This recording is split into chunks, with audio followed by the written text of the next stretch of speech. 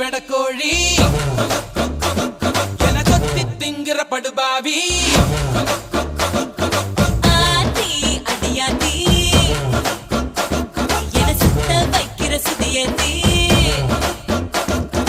அரகுற வயசுல மயக்கிற சயசுல கருமென இனிக்கிற எருமனி அழைக்கிற உனக்குள்ள என்ன வச்சு உண்டியல குலுக்கிற பரபரப்பா இருக்கு சிலனோட சிரிப்புல சிறையில அடக்கிற தின மனசுல கலவரம் நடத்துற முடி முதல் அடிவரை தினசா மிரட்டுற கிழக்கிழப்பா இருக்கு